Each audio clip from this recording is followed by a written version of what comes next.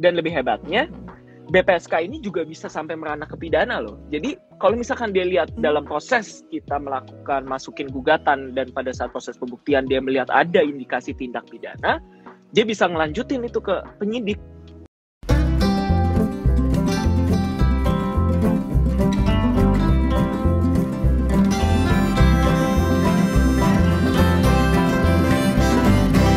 Install, yang bikin melek hukum memang Klinik Hukum Online. Selagi kamu di rumah, perluas wawasan kamu dengan online course Hukum Online. Platform pembelajaran hukum secara daring terbaru dari Hukum Online. Melalui online course, temukan materi pembelajaran dari para pengajar kompeten dengan harga terjangkau mulai dari Rp149.000. Selain itu, materi belajar juga bisa kamu akses selama 1 tahun penuh. Jadi, kamu bisa atur waktu belajarmu kapanpun dan dimanapun. Jadi lebih fleksibel kan? Kunjungi learning.hukumonline.com dan temukan kelas favoritmu sekarang.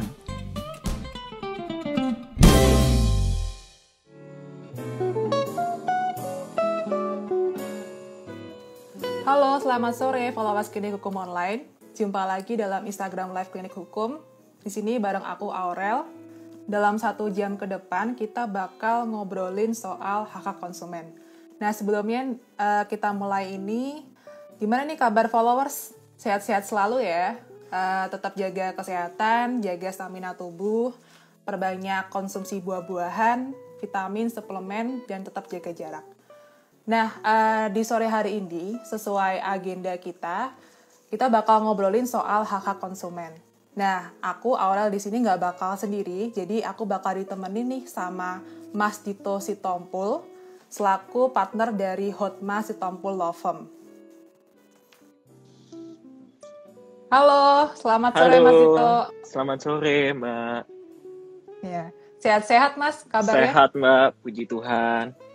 Puji Tuhan, sehat-sehat. Iya. Mas Dito posisinya di mana? Kebetulan nih, saya lagi di Bali, lagi ada kerjaan. Ini lagi di Lounge Airport sih, jadi ya nggak apa-apa ya. Saya luangkan mau waktu. balik lagi ke Jakarta? Iya, mau balik lagi ke Jakarta. Wah, mau luangin waktunya nih buat followers Klinik Hukum. Kebetulan emang tiba-tiba kan sebenarnya kita udah arrange dari minggu lalu. Tadinya mau di kantor, cuman mendadak ada pekerjaan yang nggak bisa ditinggal, paksa lah kesini 1 hari ini pulang. Gitu. Oke, jadi ini sambil nunggu pesawat nih ya? Iya, sambil menunggu. Ya, sempetin diri ngobrol-ngobrol dulu nih bareng followers. Ini Mas sebagai pembuka nih, boleh dong disapa dulu nih followers yang udah hadir di sini. Mungkin ada yang fansnya Mas Dito nih kayaknya. Enggak lah. Iya, halo semuanya followers dari Hukum Online. Perkenalkan, nama saya Dito Sitompul. Saya juga salah satu partner dari Hotma Sitompul Law Firm. Saya juga saat ini berprofesi sebagai pengacara, konsultan hukum, dan juga sebagai kurator dan pengurus. Dan sekaligus mungkin saya mau cerita juga background saya dulu. S1 saya dari Universitas Gadjah Mada, terus lanjut S2 saya di Queen Mary di Inggris gitu. Oke, kalau ini mungkin berprofesi ada sebagai pengacaranya kurang lebih sudah hampir 6 tahun. 7 tahun sekarang berarti. Wow, udah cukup lama juga ya Mas ya. Iya, dari LBH dulu kan, semua harus dari LBH Muhammad Saron dulu.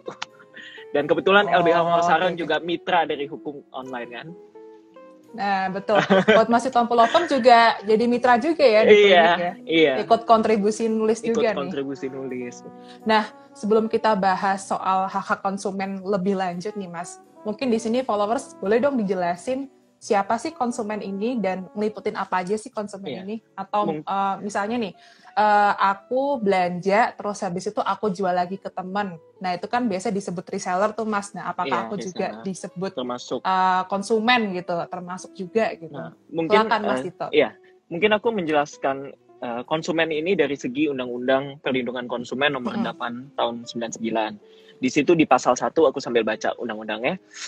Itu udah dijelaskan sih apa perlindungan konsumen itu, apa konsumen dan pelaku usaha. Kalau konsumen adalah setiap orang pemakai barang dan atau jasa yang tersedia dalam masyarakat, baik bagi kepentingan diri sendiri, keluarga, orang lain maupun makhluk hidup lain dan tidak untuk diperdagangkan. Jadi di sini jelas. Jadi barang ini nggak cuman barang bergerak yang tidak bergerak pun juga dianggap sebagai barang di sini nantinya. Karena konsumen di sini kan juga emang jual beli dalam Undang-Undang Perlindungan Konsumen tuh tidak mencakup hanya dalam tanda kutip barang kayak di Tokopedia gitu-gitu atau di Bukalapak yang kecil-kecil. Ini luas cangkupannya. Karena kebetulan mungkin kalau saya boleh sharing juga sedikit, kami di kantor juga pernah mendampingi beberapa perkara yang berhubungan langsung dengan perlindungan konsumen. Cuman waktu itu emang nggak lebih ke online sih, lebih ke arah kayak jual beli apartemen seperti itu. Cuman kalau yang di sini kan kita mau bahas lebih ke online. Nah, Undang-Undang Perlindungan Konsumen pun juga udah mengatur tentang itu. Jadi luas maknanya, begitu sih Mbak. Pokoknya siapapun pemakai barang atau jasa itu disebut konsumen ya? Iya, betul sekali. Nah, mungkin aku juga bisa jelasin pelaku usaha. Di sini adalah setiap orang, perseorangan, atau badan usaha, baik yang berbentuk badan hukum maupun bukan badan hukum, yang didirikan dan berkedudukan atau melakukan kegiatan dalam wilayah hukum negara Republik Indonesia. Baik sendiri maupun bersama-sama melalui perjanjian menyelenggarakan kegiatan usaha dalam berbagai bidang ekonomi. Jadi di sini jelas, nggak cuman yang ada badan hukumnya. Jadi yang benar-benar yang kayak di online kan sering sekali kan sekarang emang yang nggak mungkin lah kalau misalnya online perorangan sampai di badan hukum gitu kayak reseller kan jarang sekali. Nah itu dia tetap dianggap sebagai pelaku usaha gitu. Oke, berarti perorangan pun kayak misalnya kita jual sambal botol gitu ya, kita juga bisa disebut pelaku usaha gitu ya. Iya, betul sekali. Dan yang tadi reseller pun juga disebut konsumen, bisa juga ya? Iya, bisa juga. Dan apalagi ya kalau misalkan kayak pelaku usaha pun juga harus hati-hati, nggak cuma dari segi konsumennya aja. Kan di sini juga dijelaskan, nanti saya akan jelaskan juga hak dan kewajiban konsumen apa. Dan juga pelaku usaha pun juga harus hati-hati. Misalnya, kayak tadi misalkan Mbak bilang kan jualan sambal. Itu pun nggak bisa sembarangan kita bikin sambal terus langsung jual. Karena ingat, ada izinnya, ada BPOM-nya. Itu yang kadang bakal suka dalam tanda kutip disikat sama aparat kepolisian. Karena saya juga banyak nih menangani perkara-perkara yang pelaku usaha, yang dia jualan online itu, dia nggak tahu misalkan dia carry packaging. Let's say dia beli snack, bundle, terus di repackage ulang. Itu nggak boleh. Harus ada izinnya lagi. Nah, banyak juga pelaku usaha yang miss di situ. Yang dia karena udah terlalu mudah untuk kita berjualan, ya udah kita jualan aja langsung online tanpa kita ngelihat ada faktor-faktor hukumnya gitu. Jadi seringkali itu penjual juga mengabaikan aspek legalitasnya ya Mas ya? Iya, makanya penting sekali untuk selalu baca hukum online. Ya, betul. Itu banyak banget artikel-artikel buat ngurus-ngurus perizinan usaha ya, termasuk nanti apalagi Hotmasitompo juga ikut kontribusi nih nulis. Iya, apalagi UMKM kan ya banyak banget yang masih nggak sadar akan kepentingan hukum itu, yang masih suka mengabaikan lah, menganggap tidak penting. Justru nanti malah repot di belakang, mendingan repot di depan, urus izin yang benar, baru nanti terakhir kan jalannya enak gitu. Oke, siap. Thank you Mas Dito, insights-nya nih soal konsumen ini ngeliputin apa teman-teman. Mungkin aku juga mau jelasin nih kayak hak konsumen. Hak konsumen kan sangat penting di sini. Ada 9 poin sebenarnya. Kayak hak atas kenyamanan, itu dalam pasal 4 Undang-Undang Perlindungan Konsumen dijelaskan secara rinci. 1, itu ada hak atas kenyamanan, keamanan, dan keselamatan dalam mengkonsumsi barang dan atau jasa. 2, hak untuk memilih barang dan atau jasa serta mendapatkan barang dan atau jasa tersebut sesuai dengan nilai tukar atau kondisi serta jaminan yang dijanjikan. 3, ada hak atas informasi yang benar, jelas dan jujur mengenai kondisi dan jaminan barang dan atau jasa tersebut.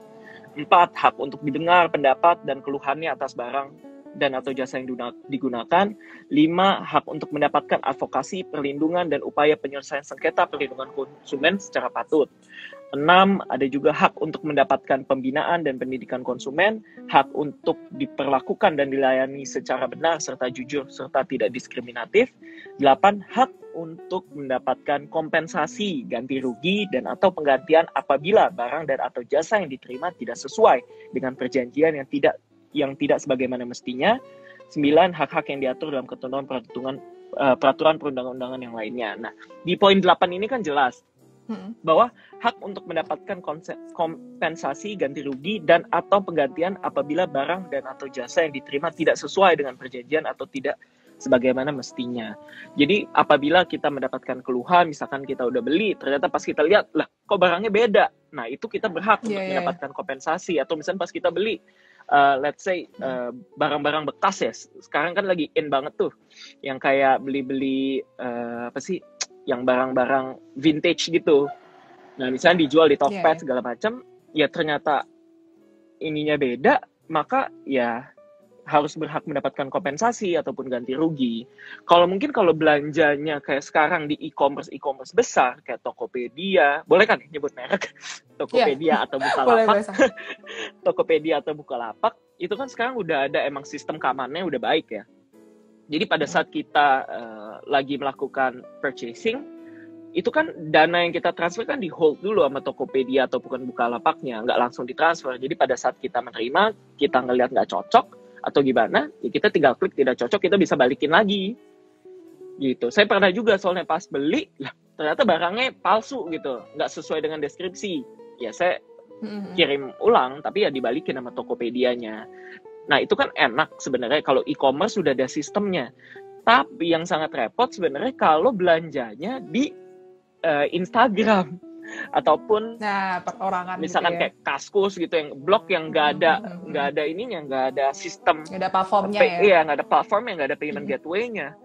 Nah itu yang sering sekali disalahgunakan sebenarnya, karena banyak banget. Jangan cuman kita ngeliat nih mau belanja, let's say lewat Instagram, kita lihat followersnya banyak, wah likesnya banyak, ternyata beli. Jadi bohongan, ternyata tokonya kita udah transfer langsung malah nggak bisa. Jadi sering banget juga teman-teman banyak yang nanya, gimana ya kalau beli Instagram? Saya bilangnya udah lu suruh buka di Tokopedia aja. Jadi ada yang hold, jangan cuma nafsu nih kita, wah nih barang kita mau nih, langsung kita transfer aja. Murah nih gitu ya. Iya murah nih gitu. Malah jadi repot. Iya. Gitu. Oke, tadi kan banyak banget tuh Mas hak-hak konsumennya. Nah ini juga kebetulan nih kemarin kita udah sempat share pertanyaan nih buat netizen, pengalaman mereka berbelanja online. Bener banget nih Mas, jadi ada yang bilang warnanya nggak sesuai, terus di gambar tuh gede tapi ternyata pas datang barangnya kecil. Terus ada juga yang bilang sellernya nggak bisa dikomplain, tadi kayak Mas bilang kan, kalau misalnya kita belanja di Instagram tiba-tiba ngilang aja. Tiba-tiba ngilang aja atau tiba-tiba kadang-kadang kita di blok. Iya, atau di unactivate ininya, account-nya. Unactivate, makanya. Nah, dari kejadian-kejadian itu kan secara tidak langsung berarti kan ngelanggar hak-hak konsumen tadi ya Mas ya, yang udah disebutin 9 poin ya Mas ya. Ada 9 poin. Dan itu pun juga ada kan kayak kewajiban pelaku usaha yang emang harus memberikan, dalam pasal 7 jelas, pasal 7F memberi kompensasi ganti rugi dan atau penggantian atas kerugian akibat penggunaan, pemakaian dan pemanfaatan barang dan atau jasa yang diperdagangkan gitu. Cuman yang repot sebenarnya kalau ternyata pelaku usahanya tuh fiktif, itu kan yang ya emang benar-benar apa ya, ketipu istilahnya kita. Emang ada tindak pidana penipuannya di situ. Gitu. Oh, bahkan bisa sampai merembet ke pidana penipuan juga ya Mas ya? Penipuan juga, iya. Karena kan kalau misalnya ternyata orang tersebut ini sebenarnya fiktif, ternyata ya emang yang dijual nggak ada, dia cuma jualan gambar aja, ya itu kan jelas penipuan gitu. Makanya menurut saya sih, kalau perdagangan kayak online gini emang benar-benar pure based on trust sih. Jadi makanya yang harus dibebankan jelas ke pihak pembelinya, emang benar-benar harus hati-hati. Terlebih lagi apabila pembeliannya bukan lewat e-commerce besar ya, kayak lewat Instagram gitu. Itu yang repot banget. Dan soalnya saya juga punya pengalaman, banyak juga saya sempat datang ke Polres gitu, ke teman-teman penyidik juga saya nanya, gimana bang kalau misalkan nanganin kayak, nah itu yang kita juga repot, mereka pun juga repot. Misalnya ternyata dicek KTP-nya palsu, misalkan di bank, misalkan ditransfer ternyata orangnya nggak ada, pas dipanggil dari pihak penyidik, enggak, saya nggak ada. Jadi emang udah ada sindikatnya gitu sih kadang. Ada sindikat. Iya. Oke. Berarti dari kejadian-kejadian itu kita tuh bisa ngelakuin upaya hukum apa sih Mas untuk dapetin hak kita? Tadi kan kayak mungkin kalau misalnya ada indikasi penipuan kita lapor polisi gitu. Tapi kalau misalnya tadi kan, minta kompensasi ganti rugi itu gimana Mas langkahnya? Iya. Kalau misalkan kita melihat dari Undang-Undang Perlindungan Konsumen ini kan sebenarnya emang ada kewajiban dari pihak seller, pelaku usaha untuk memberikan ganti rugi ataupun kompensasi. Cuman kalau mereka nggak mau, nah ada 2 jalur nih. Ada lewat pengadilan atau yang tadi saya sudah mention sebelumnya, BPSK. Nah, BPSK tuh kayak lebih sistemnya mediasi gitu, kayak mungkin kayak arbitrase sih sebenarnya. Jadi ya dia mencari untuk win-win solution di antara dua belah pihak. Dan yang pengalaman saya yang saya lihat itu sih emang cukup cukup menolong ya. Karena dalam proses BPSK, kalau kita lihat juga nanti bisa dibaca di undang-undangnya, itu 21 hari penyelesaian sengketanya. Dan hebatnya BPSK itu kan nih jarang banget orang, apaan sih BPSK gitu. BPSK tuh suatu badan yang dibentuk oleh pemerintah emang untuk membantu para konsumen yang merasa dirugikan gitu, bisa melakukan gugatan. Cuman sistemnya lebih ke arah mediasi, nggak kayak jadi diutamakan mediasi ya. Iya, tetap dilihatnya dari win-win solution-nya. Dan lebih hebatnya BPSK ini juga bisa sampai merana ke pidana loh. Jadi kalau misalkan dia lihat dalam proses kita masukin gugatan, dan pada saat proses pembuktian dia melihat ada indikasi tindak pidana, dia bisa ngelanjutin itu ke penyidik. Oh, bisa langsung dioper ke penyidik ya, Mas ya? Iya. Dari BPSK. Jadi itu bisa jadi bukti permulaan buat penyidik gitu. Makanya kadang juga nggak bisa dianggap remeh lah istilahnya BPSK ini gitu. Dan proses kan cepat, 21 hari. Kalau yang kemarin, kasus yang kalau di saya waktu itu BPSK kan kebetulan kasusnya, tapi ini kan jual beli kayak apartemen gitu, dibilang kayak kita menawarkan apartemen tidak sesuai, padahal ya udah sesuai, kita udah kasih bukti-buktinya juga, luasnya segala macam. Nah, dari situ kalau yang dari pengalaman kita, misalkan tidak tercapai perdamaian dan tidak ditemukan tindak pidana, maka BPSK akan melakukan bikin putusannya untuk menyarankan kepada pihak konsumen untuk melakukan gugatan. Kalau dia tetap tidak terima terhadap putusan itu gitu. Cuman kalau ternyata ada indikasi tindak pidana, maka bisa didorong ke pidana sama BPSK-nya. Gugatannya itu nanti gugatannya di pengadilan negeri, biasa, iya pengadilan negeri gitu.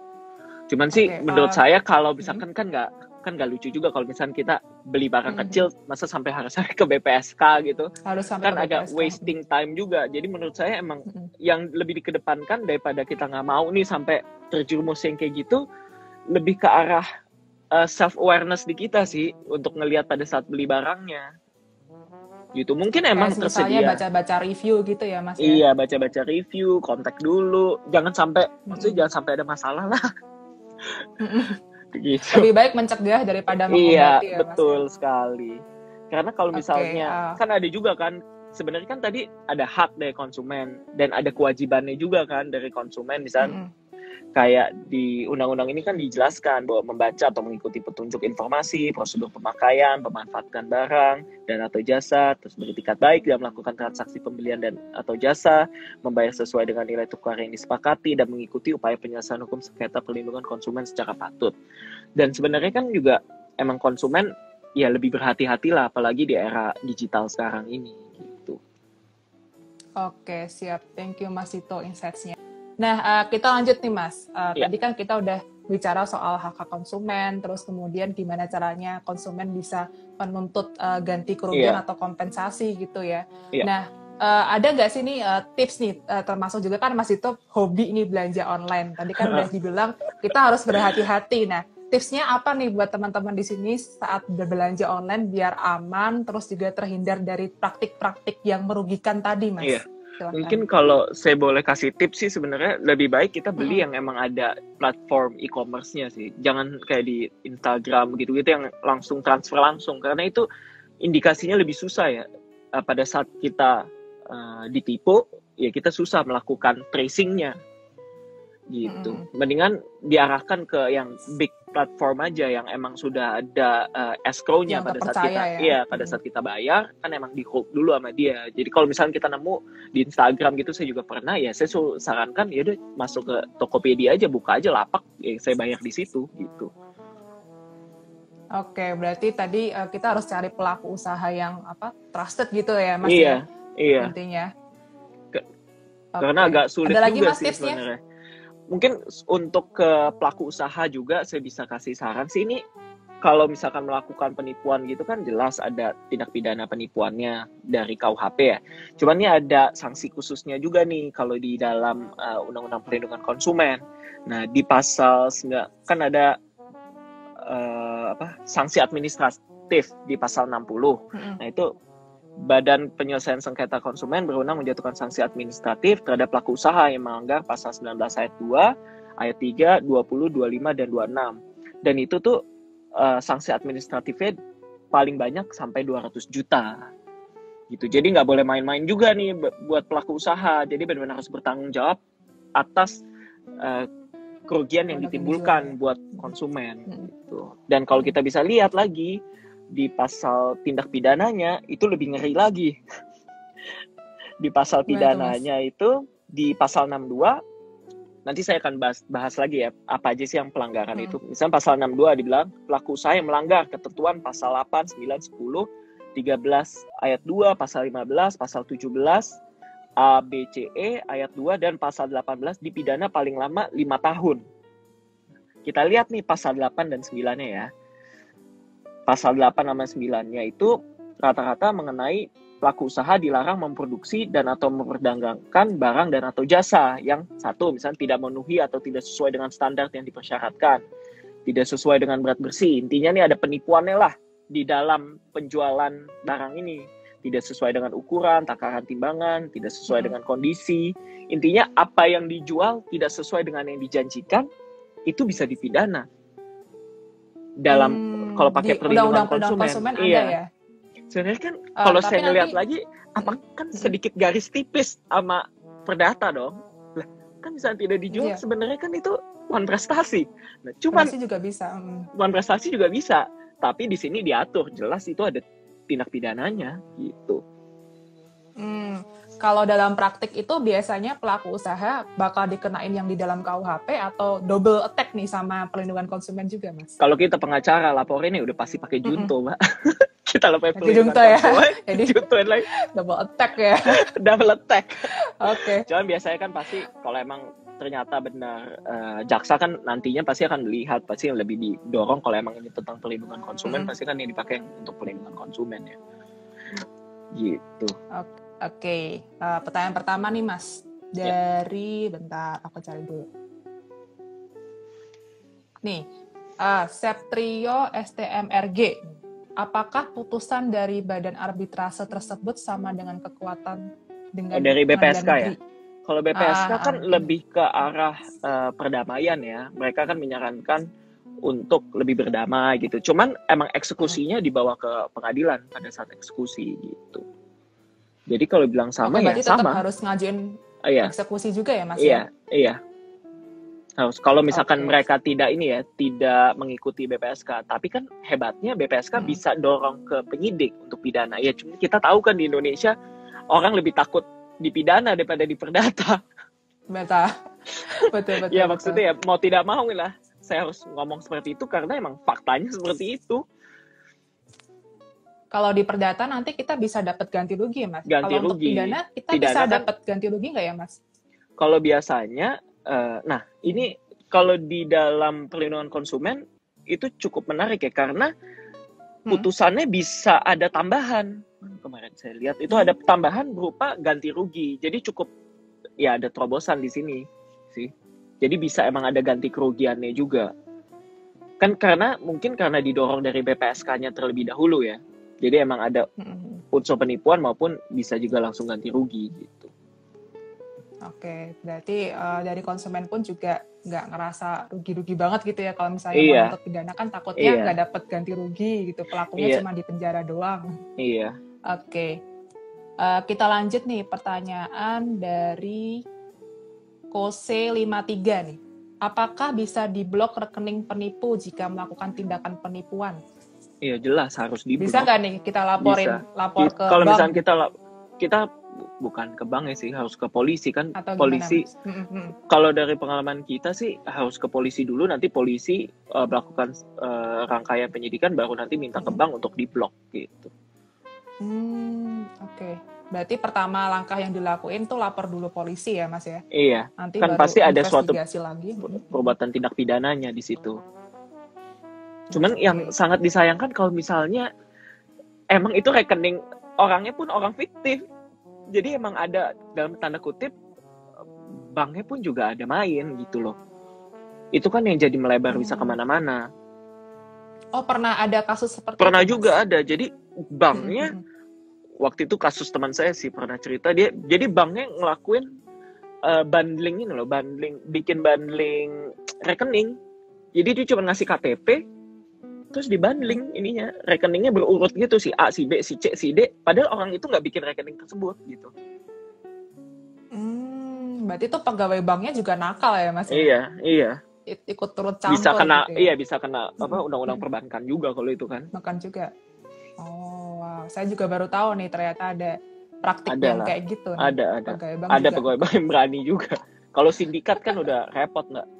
Cuman kalau yang biasanya kalau hari-hari kan lebih ke arah kayak di Instagram gitu-gitu sih.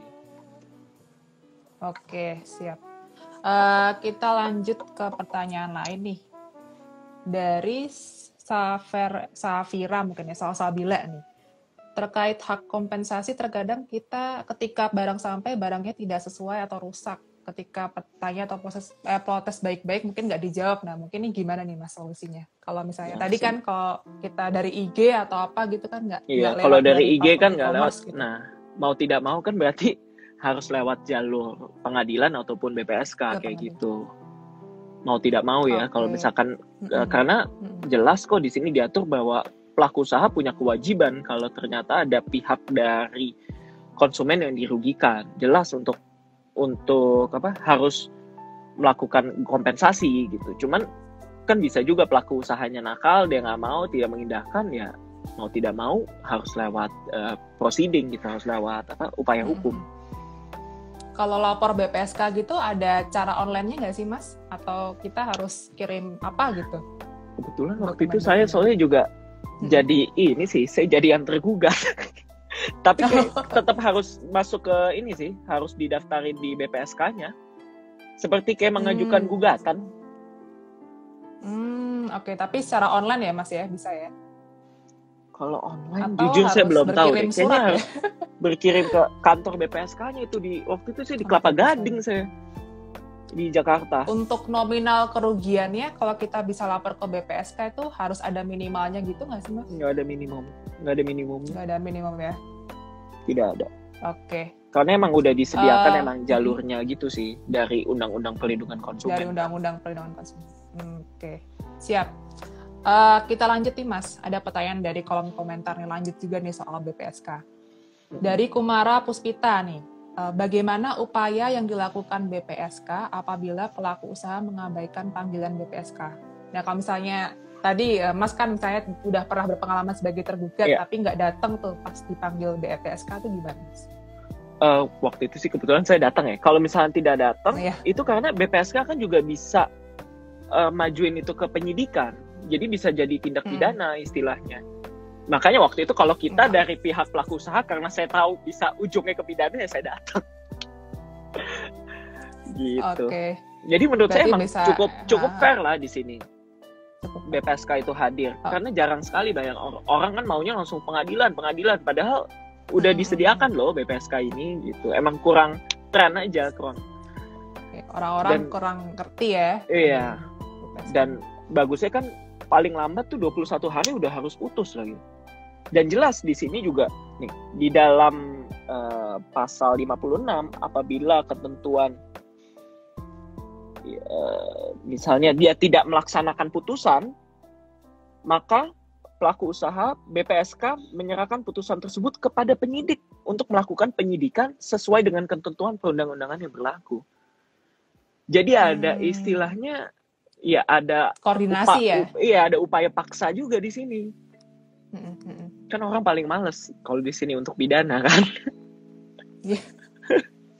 Kalau lapor ribet. Iya, ribet. Makanya mendingan udah kalau BPSK biar BPSK-nya aja jadi dalam tanda kutip jadi untuk yang ngedorong penyidik gitu. Penyambung gitu ya. Penyambung.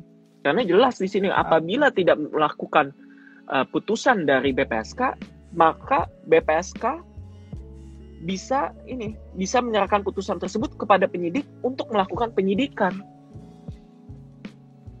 gitu. Terus lanjutnya Oke. lagi di dalam ayat 5-nya di pasal 56, putusan Badan Penyelesaian Sengketa Konsumen sebagai dimaksud pada ayat 3 merupakan bukti permulaan yang cukup bagi penyidik untuk melakukan penyidikan. Gitu. Kita lanjut nih Mas ke pertanyaan lain dari kolom komentar ya, aku bacain.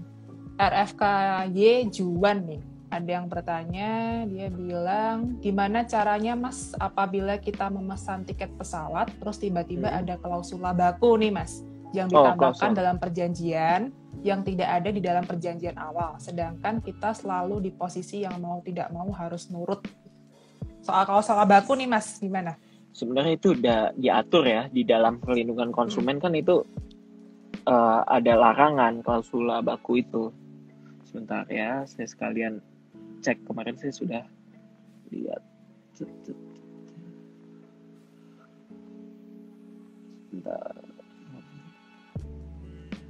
Klausula baku tuh jelas sebenarnya dilarang, cuman kan ya kembali lagi ya, kita kan sebagai konsumen apalagi kayak tiket pesawat gitu udah ada aturannya sendiri sebenarnya. Kalau misalnya kita udah beli, saya juga lah pengalaman nih, benar-benar pengalaman saya langsung. Saya beli tiket, ada suatu maskapai, tiba-tiba di reschedule jam 7 pagi. Di reschedule jam 7 pagi tanpa pemberitahuan. Saya belinya padahal di Traveloka loh waktu itu. Saya datang ke bandara, pasti bilang, wah Mas, pesawatnya udah berangkat. Lah, udah berangkat dari mana? Nggak ada pemberitahuan. Nggak ada notifikasi. Iya, udah diberitahukan kok ke platformnya Traveloka. Saya telepon Travelokanya. Pada saya telepon, dibilang nggak ada pemberitahuan. Nggak ada pemberitahuannya. Terus dia bilang, loh, nggak ada loh Mas pemberitahuannya. Loh, kata orangnya di sini udah dibilangnya udah berangkat.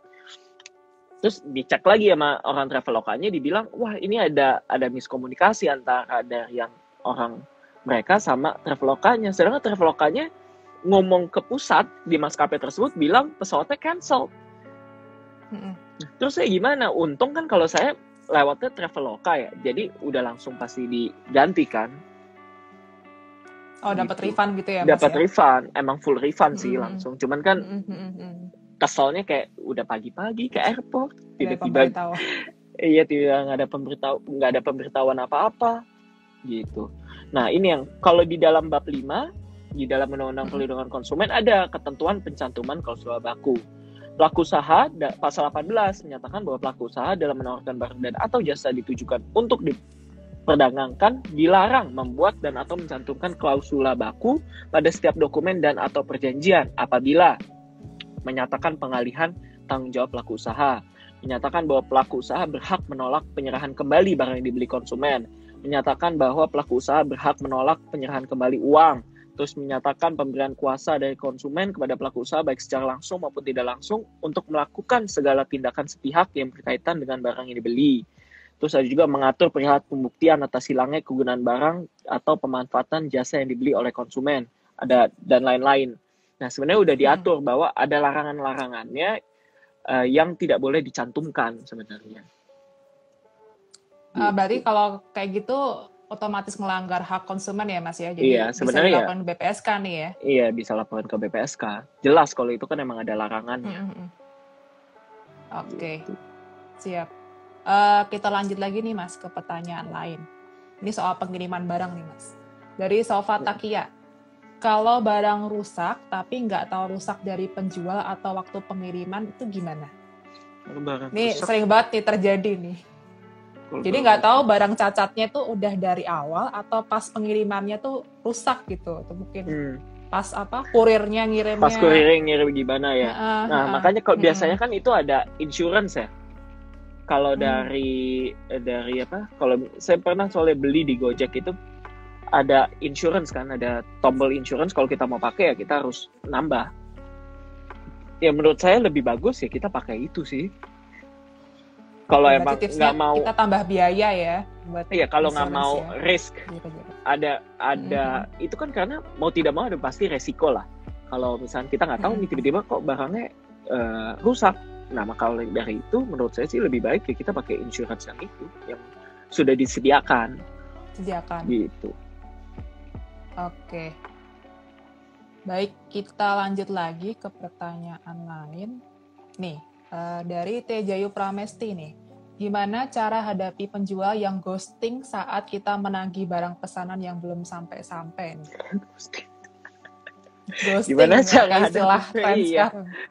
Gimana cara hadapi penjual yang ghosting saat kita menagih barang pesanan? Jadi pesanannya istilahnya udah kita bayar ya? Udah kita Udah bayar, dibayar, tapi nggak sampai-sampai. dikirim. Nggak dikirim. Betul. Kalau nggak dikirim jelas itu ada penipuan berarti. Penipuan ya, ada indikasi Iya, di sana ada ya, indikasi Mas, di ya? sana. Nah biasanya sih Mm-mm. kalau kayak gitu ya coba kita omongin baik-baik. Kalau enggak ya mau tidak mau ya kita harus melakukan upaya hukum. Apakah mau perdata ataupun pidana gitu. Karena emang Oke. harus hati-hati banget sih untuk untuk jual beli Online. online seperti ini. Karena kembali lagi yang Mm-mm. tadi saya sudah tekankan bahwa emang dalam jual beli online ini tuh benar-benar based on trust sih. Iya kan? Oke. Berdasarkan Betul. mendapatkan aspek kepercayaan gitu. Awareness kita juga ya, Awareness selaku kita konsumen juga, ya, Mas, ya? iya. Oke. Lanjut lagi nih Mas, ada pertanyaan lain dari Nicholas Bayu. Bagaimana jika ada pihak yang tidak puas dengan putusan BPSK nih Mas? Nah, itu bisa melakukan nggak ada upaya hukum kalau BPSK jelas, Nggak ada tapi upaya bisa hukum. langsung melakukan upaya di pengadilan gitu. Waktu itu kebetulan dalam perkara saya juga seperti itu di BPSK, cuma dibilang tidak terjadi perdamaian, maka pihak BPSK menyarankan untuk menempuh ke pengadilan kepada pihak konsumennya. Cuman sampai sekarang pun juga tidak ada sih, puji Tuhan, gugatan. Gimana? Jadi karena emang menurut Aman saya ya, sih Mas, ya? BPSK ini bolehlah dicoba daripada kita langsung pengadilan kan lebih repot ya dan lebih lama. Alangkah baiknya kita bisa lewat BPSK dulu. Oke, berarti kita pertama kali langkahnya tetap lapor ke BPSK ya Mas ya. Tadi kan Iya. mengedepankan mediasi juga Iya, ya. karena mengedepankan mediasi kan. Betul sekali. Oke. Baik, kita lanjut lagi nih ke pertanyaan ini. Kayak banyak teman-teman yang nanyanya di kolom komentar nih, jadi ketumpuk sama yang lain-lain. Buat teman-teman yang mau nanya, tulis di kolom question ya, biar nggak tertumpuk sama komen-komen yang lain. Oke, aku bacain nih Mas dari kolom komentar aja nih. Boleh. Dari Caslow 82. Bagaimana jika pelaku usaha yang tidak diketahui kita sebagai konsumen untuk pelaporan dan mau gugat gimana? Mana ini Mas ya? Bagaimana jika pelaku usaha? Oh, mungkin kita nggak tahu nih ini orang fiktif apa enggak. Fiktif. Iya Ya kan? mungkin gitu Mas. Mungkin kayak gitu. Jadi kita nggak tahu ininya. Orang yang kita tahu biasanya cuma dari nomor rekeningnya aja. Ya mau nggak mau kita harus minta bantuan Betul. penyidik sih kalau itu. Harus aparat hukum kan, harus kepolisian gitu. Karena emang jelas langkahnya langkah. Iya, karena jelas kan di polisi, terus nanti polisi minta bantuan ke bank minta gitu bantuan ya. ke bank, Mas, ya, iya. untuk track. Karena jelas itu ada tindak pidananya kan kalau seperti itu. Kalau misalnya kita tahu Oke. orangnya siapa di mana kan kita bisa melalui BPSK dulu kan sebenarnya. Gitu. Oke, siap. Kita lanjut lagi nih, pertanyaan di kolom question. Dari Elvira. Jika kita membeli barang dari Oshop, ternyata barangnya palsu nih, padahal bilangnya asli. Nah ini gimana nih langkahnya, Mas? Sebenarnya yang tadi Kalau kita soal udah barang-barang yang barang palsu aja misalkan tidak sesuai dengan yang asli gitu, itu ada pidananya. Melanggar pasal 8 tadi kan, tidak memenuhi atau tidak sesuai dengan ini, tidak sesuai, let's say, nah, tidak sesuai dengan janji yang dinyatakan dalam label, etiket, keterangan, iklan, promosi penjualan barang dan atau jasa tersebut. Jadi kayak kalau palsu sih benar-benar emang ada pidananya. Tapi kan bisa juga lewat BPSK atau memberikan ganti rugi atau kompensasi dulu. Kalau menurut saya sih jelas lah kalau untuk ke upaya hukum pidana kan, let's say itu sebagai yang ultimum remedium yang terakhir lah kita tempuh. Kalau bisa lewat BPSK nih, dulu. Dengan sengaja nih pelaku usaha Mas nulisnya tuh kecil banget gitu. Kadang-kadang kan mereka kayak curang, nulisnya kecil banget keterangannya. Iya, kayak term and condition gambar, gitu kan. Term conditionnya kecil, nggak jelas gitu kan. Kita dari konsumennya nggak aware nih sama tulisannya yang kecil-kecil itu. Gimana tuh Mas? Dengan sengaja pelaku usaha kayak gitu. Karena jelas kok, kewajiban pelaku usaha kan harus beretikat baik ya dalam melakukan kegiatan usaha. Menurut saya itu juga bisa ya dilakukan upaya hukum ke BPSK bahwa emang ada kecurangan dari pelaku usaha tersebut untuk mengelabui dari dari si pihak konsumen. Karena waktu itu kalau saya boleh terbuka juga ada juga lah kasusnya seperti PPSK seperti itu, dibilang term and condition-nya. Cuman waktu itu kebetulan ya saya bisa buktikan bahwa udah jelas juga kalau di dalam jual beli, waktu itu kita jual beli apa ya, kondo, bukan apartemen yang bisa disewakan seperti itulah. Dibilang ada projectionnya let's say dapat sekian. Nah, kita dituduh kok lo bohong sih, dibilang terus kita jelaskan lah ini kan projection kan bukan kepastian loh kalau projection itu. Nah, waktu itu hakim dari BPSK ya bilangnya bahwa emang tidak ada indikasi penipuan karena itu emang jelas kita udah bilang itu proyeksi. Kalau apalagi kalau kayak sekarang udah disclaimer-nya. Dan kalau sekarang kondisi seperti ini, apalagi kayak lagi musim COVID gini kan, industri pariwisata hancur berantakan kan, dan pasti kan berbeda dengan proyeksi yang dulu gitu. Oke, Mas Dito. Kita lanjut lagi nih Mas ke pertanyaan lain. Dari Sekar Kika nih berkaitan sama refund tadi yang udah Mas bahas. Bagaimana kalau refund dari hotel online atau PHO diberikan melebihi waktu yang dijanjikan? Apakah juga langgar UPK? Waktu yang dijanjikan, maksudnya dijanjikan atau one prestasi nih ya Mas ya? Iya, lebih ke one prestasi sih kalau kayak gini. Karena kalau perlindungan konsumen kan lebih ke arah yang ke pelaku usaha dan juga hak dan kewajiban pelaku usaha maupun dari konsumen ya. Kalau misalkan lebih dari yang dijanjikan dari yang sudah disepakati setelah kita beli hotel ya ada one prestasinya. Gitu. Oke, ini kita lanjut lagi nih, ada pertanyaan lain dari RMDHN. Bagaimana pelindungan konsumen untuk nasabah bank yang uangnya raib, apakah dapat dilakukan gugatan? Nah, ini mungkin konsumennya mencakup ke nasabah nih. Bisa nggak sih Mas nasabah bank disebut sebagai konsumen juga? Kalau nasabah bank disebut sebagai konsumen mungkin lebih ke arah perbankan ya kalau menurut saya. Ke undang-undang perbankan sih. Karena kan di situ bersinggungan lagi ke OJK-nya juga nantinya. Gitu. Kalau misalkan emang beneran ada ke undang-undang. Iya. Bisa juga ya? Lebih baik sih kita langsung lapor ke OJK kalau emang benar tiba-tiba ada nasabah bank uang yang raib ya. Yang raib. Oke, berarti lapornya ke OJK bukan ke BPSK ya teman-teman. Oke, ini kita lanjut lagi ke pertanyaan Juni Indrawan Halawa. Apakah BPSK dapat digugat balik jika putusannya tak sesuai ketentuan undang-undang dan deliknya dibuktikan lewat putusan PN? Gimana nih Mas? Kalau dapat digugat baik, maksudnya dibatalkan putusan tersebut ya? Mungkin, iya. Mungkin. Ya, kalau misalnya lewat pengadilan kan pasti bisa ya. Tetap ada jalur ya untuk membatalkan suatu putusan gitu. Oke, berarti bisa ya Mas ya bisa. Untuk pembatalan putusan diajukan ke sama aja kayak putusan arbitrase kan, kita udah arbitrase di luar negeri, yang batalin pengadilan Indonesia. Ya bisa juga kan istilahnya. Oke Mas Dito, kita lanjut lagi. Pertanyaan dari Isyat. Sore Kak, Bang Dito, saya mau tanya tentang apakah BPSK punya kewenangan menyelesaikan kasus one prestasi. Nah, tadi yang udah dijelasin. Iya benar juga. Maksudnya di sini harus yang dilihat bahwa BPSK tuh bukan kayak pengadilan ya, menyatakan A salah, B benar gitu ya. Ini lebih ke arah benar-benar win-win solution. Dia ngelihat kayak oh ya udah kalau emang ternyata ada kelalaian ya udah coba diganti rugi berapa persen seperti itu. Dan eksekusinya pun kan tetap ujungnya harus ke pengadilan. Dan yang tadi saya bacakan juga kalau misalnya ternyata ada indikasi pidananya ya bisa didorong ke pidana gitu oleh BPSK. Oke, siap. Thank you Mas Dito. Mungkin ini pertanyaan pamungkas aja sih dari saya pribadi. Tadi kan udah jelasin tuh hak konsumen. Nah, terkadang tuh kalau misalnya kita jajan di warung makan atau restoran tuh nggak nulisin nyantumin harga gitu loh, harga menu. Nah itu kira-kira gimana ada tuh di Jogja? Iya kan banyak kan?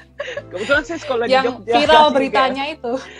Iya. Itu kan ada yang warung di mana ya? Kita milih-milih makanan tiba-tiba bilnya 300.000 gitu. Padahal padahal kan yang di pinggir jalan duduk gitu lesehan. Ada tuh kisahnya juga.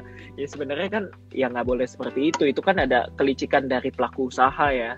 dan jelas lah itu melanggar gitu. Cuman ya kembali lagi lah, kita lebih baik lebih aware buat kitanya sih dalam memilih makanan ataupun ya pada saat kita mau beli barang, ya kita tanya dulu, jangan sampai malah kita berhak aja ya Mas ya, buat tanya harga sebenarnya. Karena menurut saya lebih di titik ke ayo dong, jangan cuman kayak lu pelaku usaha kenapa curang ya, lu sendiri kok mau sih dicurangin, istilahnya lebih pinteran dikit gitu. Untuk cobalah kita sebagai pribadi itu ya jangan hanya kita menunjuk, ya coba kita introspeksi diri kita juga kan, loh kok gue bisa sampai ketipu sih gitu loh, emang apa salahnya gitu. Kecuali emang benar-benar udah ada sindikat yang emang benar-benar sulit ya untuk tracingnya gitu. Oke Mas Dito, berarti itu pengalaman pribadi juga ya Mas Iya, Dito? Ada juga pernah. Saya juga nih sering. Ya dulu kan kalau pas kuliah kan kita pernah itu di Jogja deket apa ya? Ada yang di pinggir jalan, sempet ramai juga, sempet viral. Makanannya betul. Kayak ya pecel-pecel ayam gitu sih. Tiba-tiba billnya 5.000 bisa... gitu. Iya, gila aja. Selangit. Nah, sebelum kita menutup sesi Instagram Live kali ini, mungkin Mas Dito ada closing sedikit nih buat teman-teman Klinik Hukum Online. Mungkin kepada teman-teman maupun followers dari Hukum Online yang juga sebagai pembeli setia di e-commerce, juga dari untuk pelaku usaha, yuk kita melakukan bareng-bareng lah. Kalau misalkan kita mau belanja, juga kita lebih berhati-hati, maupun juga dari pelaku usaha juga lebih fair untuk ke konsumennya gitu. Jadi tidak ada di kemudian hari ada permasalahan hukum, karena bagaimanapun nggak enak kalau sudah sampai masuk ke jalur hukum. Kalau bisa diselesaikan dengan damai, baik-baik, selesaikanlah secara damai gitu. Jadi utamain dulu jalur kekeluargaan ya. Iya, mediasi lah. Mediasi gitu ya. Oke, siap. Thank you Mas Dito. Sore hari ini udah nyempetin waktunya nih di bandara penerbangan ke Jakarta ya Mas ya? Iya, ini udah mau naik sih. Sebentar lagi. Oh my. Oke, thank you Mas Dito. Iya, oke. Thank you banget udah nemenin di sore hari ini, dan semoga nanti kita bisa kolaborasi lagi di lain kesempatan. Salam sehat selalu untuk Mas Dito dan keluarga ya Mas ya. Iya Mbak, terima kasih. Dengarkan obrolan seru lainnya di playlist Instalo hanya di YouTube channel Klinik Hukum Online.